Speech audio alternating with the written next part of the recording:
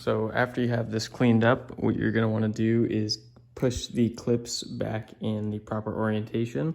I've already fixed these two. This one right here needs to be kind of pointing outwards. So I'm just gonna pinch it kind of like that. That's a decent orientation. The top one is pointing a little too far up also. So we're gonna try and bring those down. There's no perfect angle, but you definitely need to do what you can. So this one is too high right there, pointing too high up. So we're gonna have to bring it back down. Same as these. So I'm gonna pull these down just like that and continue and mirror it on the other side.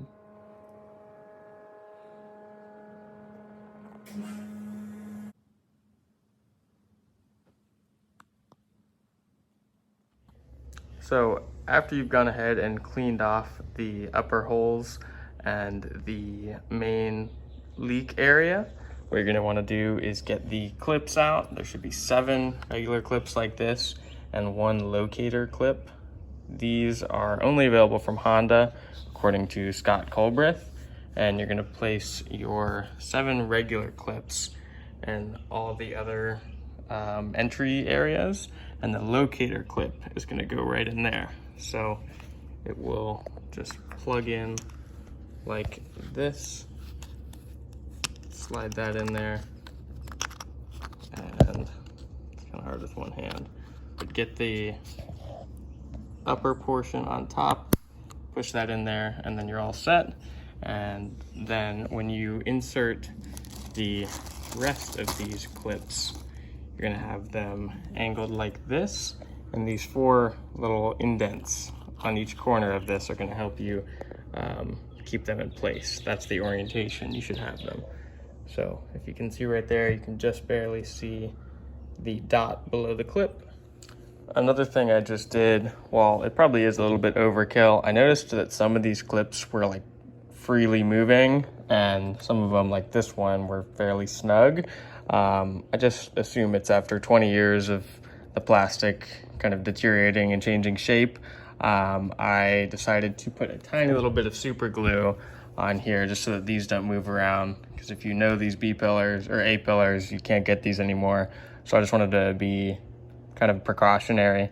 And so now I'm gonna go ahead and get it mounted. The next step, once you have the clips inserted, I've let my glue dry. You're gonna clean the top 5 clips. Might as well clean the whole thing, that's what I did.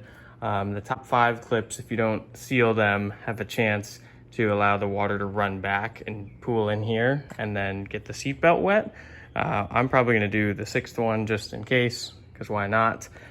You're gonna get a toothpick, and what we're gonna do is first apply the caulk sealant around this clip as well as these 5 clips. Like I said, I'm gonna do this one, and then we're gonna line up the A pillar to go on the exterior of this bolt. I'll put a picture on screen of how it looked before I removed it.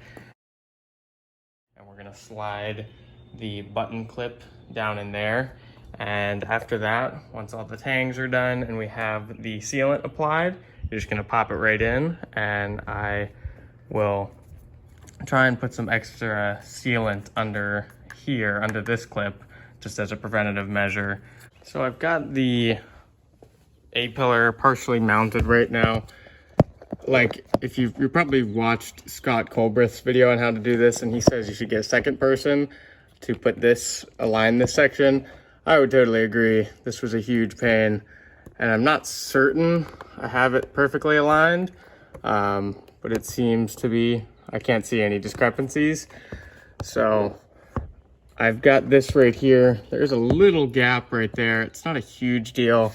My biggest concern was I didn't know if the button clip was properly inserted, and the angle you'll have to view this at is, I don't even know if I'll be able to get the camera in there, but if you look, not the clip you're seeing right now, if you look, yeah, I don't think I'll get the angle on camera, but in person with a flashlight, I can just see that the button clip is actually seated properly. So I know that I'm good to go on this side. Like I said, I can't get the camera in there to show y'all, but that's what I'm doing to make sure it's properly seated. And now that I have that, what I'm gonna do is lift this up and apply the sealant. You should do this first, but since I don't have a second guy to help me align all this, I was not comfortable trying to put the sealant on and then do all this myself. So that is what you'll see next. So looking back, I probably would have used Honda Bond instead of the window caulk, and not because I think it would have sealed better, but I think it would have been easier to work with because the window caulk came out at like a really wide open tip, so it placed a lot of it down at once, whereas the Honda Bond was very small. I'm gonna go ahead and spread the epoxy kind of underneath the seal of that corner one, and go ahead and snap it all down once I'm done. What I tried to do was to kind of like carve a little path for the water to still drain out of right there. Obviously it's not perfect, but it should do the job. So from there, once you got everything lined up, you're just gonna go ahead and pop it all in.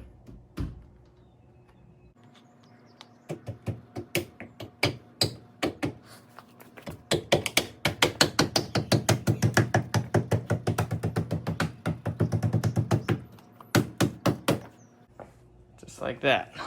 And then of course clean up any residue. So I'm recording this voiceover a month after I finished this job, and it turns out that my interior leak was not caused from this A-pillar. It was caused from the rear roof molding, so I have a link to fix that leak below. So as y'all saw there, I went ahead and did the passenger side as well. I'm a little nervous. I didn't do the like T-clamps or whatever the clamps are that like poke out. I'm a little nervous I didn't do those well enough because this seems like this thing's moving a little bit, but maybe I'm just overthinking it. And so if we come over to this side, of course, I mean, there's a little bit of flex, so I think it should be all right.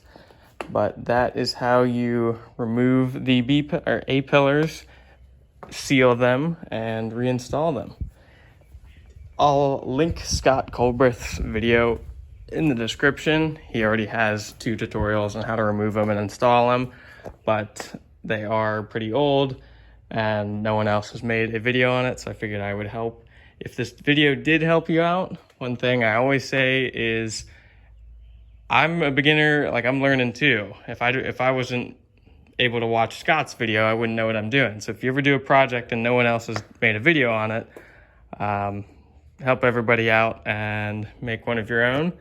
But I'm gonna go ahead and pull this out in the sun just to kind of let it harden a bit and continue with the interior, I guess, restoration. I was gonna use a heat gun before I applied the solvent, but I didn't end up doing that. If this video was helpful, I'd appreciate any comments or feedback below as well. If you want to support my channel, I have my Cashapp and Venmo in the description because I don't monetize my videos. I'm currently drying the seat covers. Gonna go ahead and undo the seat rails as well, paint those black, and get the car put back together. Thanks again, guys.